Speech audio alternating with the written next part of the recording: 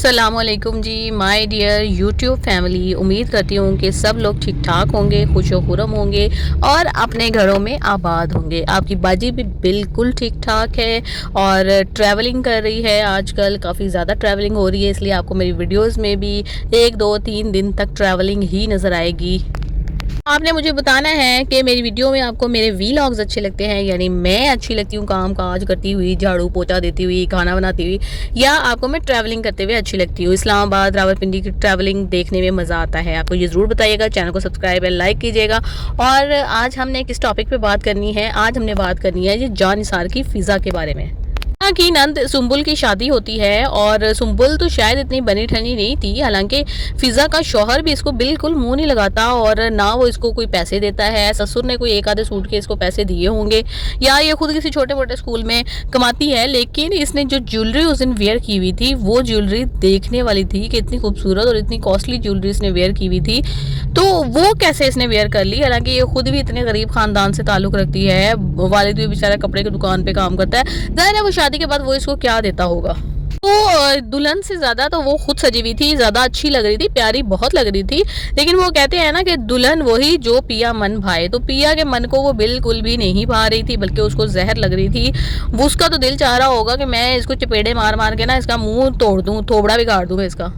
खैर मैंने ये देखा है कि फ़िज़ा में, मतलब जो कैरेक्टर वाइज मैं बात कर रही हूँ, कि फ़िज़ा में जो है ना काफ़ी ज़्यादा पेशेंस है, सब्र के साथ वो ये सारी चीज़ें बर्दाश्त करती है, क्योंकि इसकी माँ ने भी इसके बाप के रवैये को इसी तरह सब्र के साथ बर्दाश्त किया था। एंड आई थिंक कि बेटियाँ माँओं से ही सीखती हैं। और अभी मुझे इंतज़ार है कि ये कब बोलेगी, इसके खिलाफ कब बोलेगी, कब तक के रहेगी खामोश। आवाज़ अभी इसने उठानी है और बड़ी धमाकेदार आवाज़ उठानी है कि जो इसका शौहर है ना सरफराज, उसके कानों के धुएँ निकलने वाले हैं। आप देखिएगा ज़रा। दूसरी साइड पे मैं ज़रूर ही बात करना चाहूँगी कि देखें सुंबुल की जो माँ थी और सरफराज था, सरफराज का रवैया अगर पहली रात का देखा जाए ना, जिस दिन इसकी शादी हुई थी, तो बड़ा ही रोमांटिक था ये अपनी बीवी के साथ। लेकिन उसके बाद जब से इसको पता चला कि ये दुआ की बहन है, तो इतना घटिया हो गया, एकदम से चेंज हो गया उसका बिहेवियर कि कल को कहीं पता ना चल जाए। लेकिन इसकी वजह से ज़िंदगी तो अपनी नहीं ख़राब की जा सकती। दूसरा, सुंबुल की माँ इंतहाई एक घटिया औरत, मतलब ज़रा भी तमीज़ नहीं है उसको कि मेरे बेटे की मैंने किस तरह से ब्रॉटअप किया है और वो किस तरह से अपनी बीवी को रखता है। और मैं अब चलो मैं ही थोड़ा सा उसके साथ शफकत का रवैया रख लूँ अगर मेरा बेटा नहीं रख पा रहा तो। लेकिन नहीं, उसने तो बात को छत पे चढ़ा के रखा हुआ है। सुंबुल भले इसके साथ बहुत अच्छी है फ़िज़ा के साथ, लेकिन वो कहते हैं ना कि जब मक्का फाते अमल की चक्की चलती है ना, तो गेहूँ के साथ थोड़े घिन भी पीसी जाते हैं। अब जो लड़का जिसने सुंबुल के साथ कर लिया है निकाह, अब इसके तेवर आएंगे आपके सामने। कि पहले तो बड़े प्यार भरे अंदाज में उसने निकाह कर लिया है, लेकिन वो इसकी रुखसती करवा कर नहीं ले जाएगा, वो सिर्फ इसको यूज़ ही करेगा। होटलों में ले जाएगा, कभी अपने जॉब की तरफ से की गई दावतों में ले जाएगा, और कभी कहीं तो कभी कहीं, कभी घर ले जाएगा। कि ऑब्वियसली वो उसकी बीवी तो है, निकाह तो हो चुका है, बस रुखसती ही बाकी है और वो रुखसती ही नहीं होगी।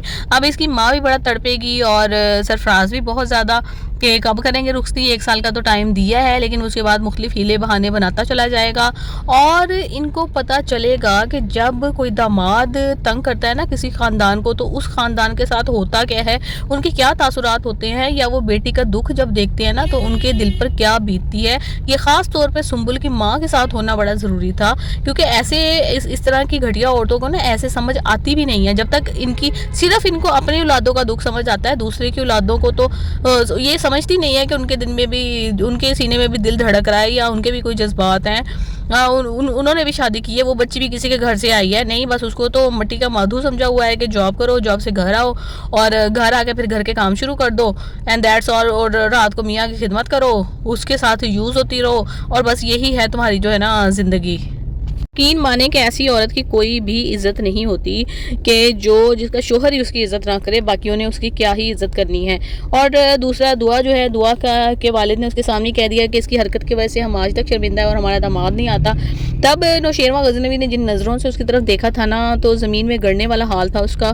कह रही थी कि मैं भी शर्मिंदा हूँ, लेकिन बस इसको भी ये स्टेप नहीं उठाना चाहिए था। इसको अब समझ आ गई है कि मैंने जिस शख्स के साथ ज़िंदगी गुजारने के लिए इतना बड़ा स्टेप उठाया था वो तो इंतहाई घटिया है, क्योंकि उसने मॉल में सारी बातें सुन ली थी कि किस अंदाज में वो अपनी बीवी के साथ बात कर रहा है। एनीवेज उसने नौशेरवा ने उसको शर्मिंदा नहीं होने दिया, बड़े ही बाइज़्ज़त अंदाज में उसने बात को संभाल लिया। मैं कहती हूँ कि अल्लाह पाक ऐसा शौहर सबको दे जो अपनी बीवियों की इज़्ज़त रख सके और अपनी फैमिली से रखवा सके और उसको इज़्ज़त दिलवा सके। और मेरी बहनों, आपने मुझे बताना है, आप कमेंट्स करने हैं कि कौन कौन ये ड्रामा देख रहा है, इसके बारे में क्या सोचता है अपनी ज़िंदगी के बारे में। मेरी ज़िंदगी की कहानी जो है वो भी आहिस्ता आहिस्ता आपके सामने आती चली जाएगी इंशाल्लाह। Have a nice day. अल्लाह हाफिज़।